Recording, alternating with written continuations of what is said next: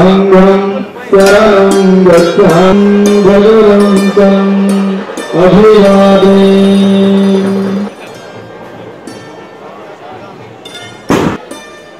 खऱ्या अर्थानं अजित भाऊ हे वंचिताचे पाहणादार आहेत की त्यांनी नोकरी आली, त्यांनी नोकरीला तिरंगी वाहून समाज ऋणाकरता वाहून घेतलं, तर असं हे व्यक्तिमत्व म्हणजे खरोखरच आपल्या समाजाकरता उपयुक्त असं व्यक्तिमत्व आहे। सोलापूर जिल्ह्याच्या आसपास असेल काही गावचे लोक सुद्धा या ठिकाणी अन्याय मागण्यासाठी या ठिकाणी त्यांच्याकडे येतात।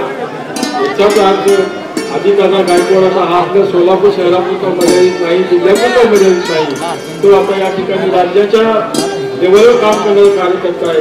अजित भाऊंच्या पाठीमागे रिपब्लिकन पक्ष जसा आधी होता तसा देखील खंबीरपणे उभा आहे, येणाऱ्या काळात देखील उभा राहील अशी मी या ठिकाणी ग्वाही देतो।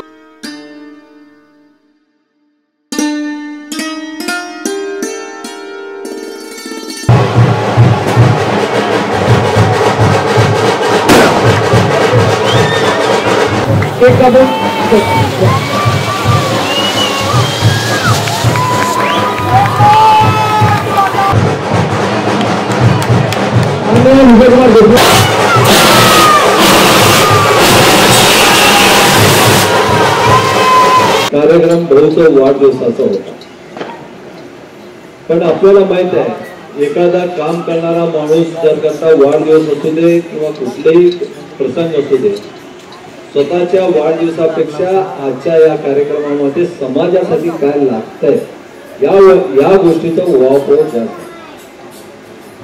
आपल्या उद्यानमध्ये माता रमाबाईचं पुतळ्याच्या संदर्भात असू द्या किंवा आमचे बालेराव सांगितले की संविधान भवनाच्या संदर्भात असू द्या, आणि आमचे सुशीलजी सांगितले की शाहू महाराजांच्या संदर्भात, या सगळ्या गोष्टी म्हणजे आपण जेव्हा काम करत असतो आपल्या समाजासाठी, आपल्या सर्वसामान्य आपल्या सोबत असलेल्या माणसासाठी, तेव्हा आपण विसरून जातो की आपलं वाढदिवस आहे, लोकांनी फक्त आमची स्तुती करावं, माझ्याबद्दल बोलावं, पण नाही, जेव्हा काम करणारा माणूस असतो त्याच्याबद्दल बोललं जात नाही, त्याच्या कामाबद्दल बोललं जातं।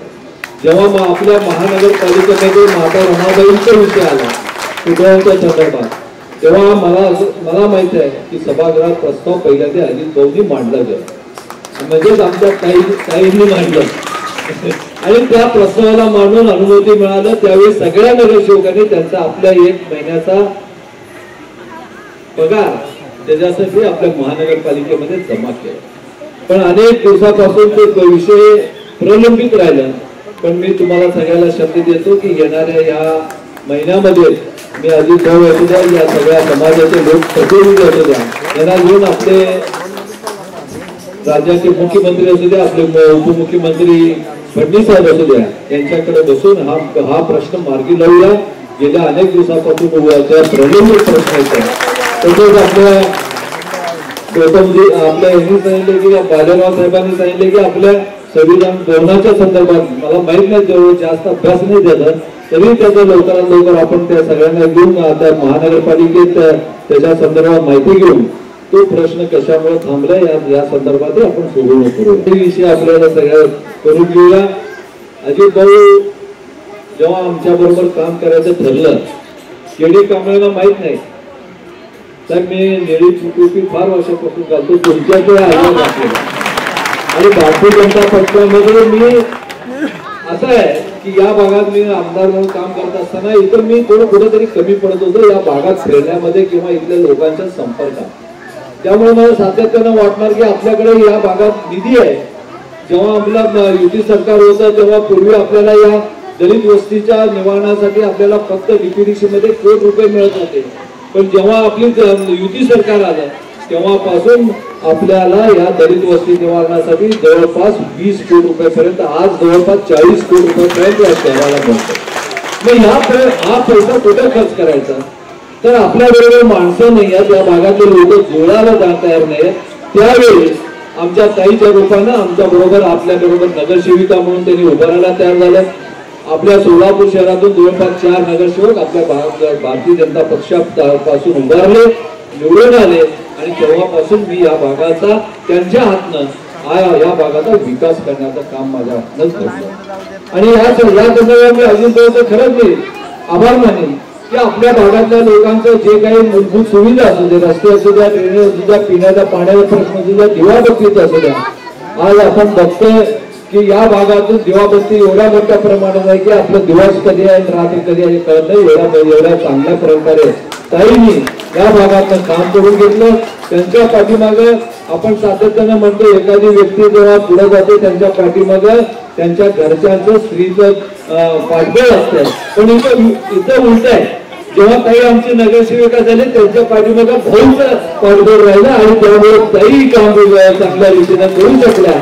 आपल्या सगळ्यांना विनंती करतो की आपल्या या भागाचा विकास करायचा. अनेक लोकांनी म्हणले की भाऊ एवढंच आपल्याला वार्डा फक्त न राहता जिल्ह्यामध्ये पुढे जावं, जिल्ह्यामध्ये न जाता या महाराष्ट्रामध्ये जिथे जिथं अन्याय होईल, जिथे जिथं कामाला आपल्याला जेव्हा आपल्या समाजाच्या लोकांच्यावर अन्याय होईल किंवा आपल्या समाजाच्या लोकांनी हात मारेल तेव्हा भाऊ तिथं जावं आणि त्यांच्या मदतीला जावं असं त्यांच्या सगळ्यांचं मागणी होतं. हे खरंच आहे. दोन नगरसेवक होते आपल्या शेवटी भागातून नगरसेवक आपले बनसोडे सर्व होते, पण या भागातून आता 2-3 नगरसेवक नव्हता. या भागातून कमीत कमी 5 नगरसेवक आमच्या पक्षानं व्हावं असं माझ्या मनोमनी इच्छा असते. आणि मी सातत्याने बोलायला म्हणतो की भाऊ असू द्या, गौतम भाऊ असू द्या किंवा अजित भाऊ असू द्या, या सगळ्यांना मी सातत्यानं म्हणतो की तुम्हा सगळ्यांना मला नगरसेवक पुन्हा एकदा बघायचा.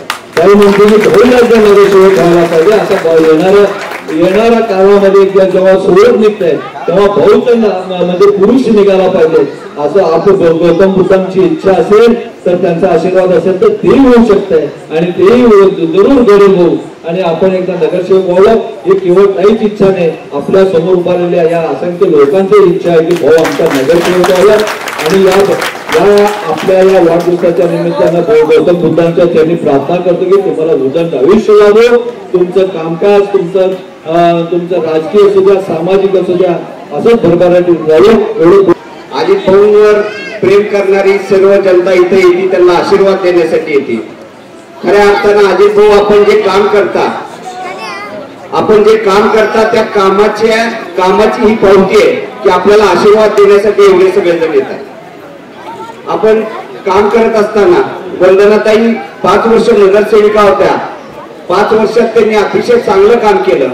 हे काम करत असताना गेले अनेक वर्ष झालं मालक आमदार असताना आम्हाला इथं नेतृत्व मिळत नव्हतं.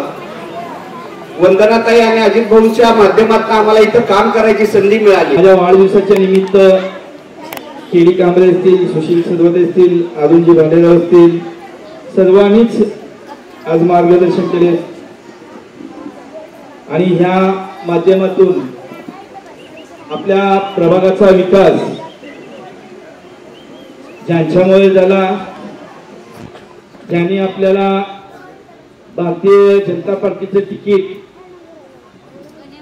ज्यांच्यामुळे मिळालं, या प्रभागाचा विकास झाला, ज्यांच्यामुळे नगरसेवक झालो, ज्यांच्यामुळे माझा जीव देखील आज कोरोनाच्या काळामध्ये ज्यांनी वाचवला ते या शहर उत्तरचे आमदार विजय कुमार देशमुख यांचे आपण जितके म्हणावं तितके उपकार विसरू शकणार नाही.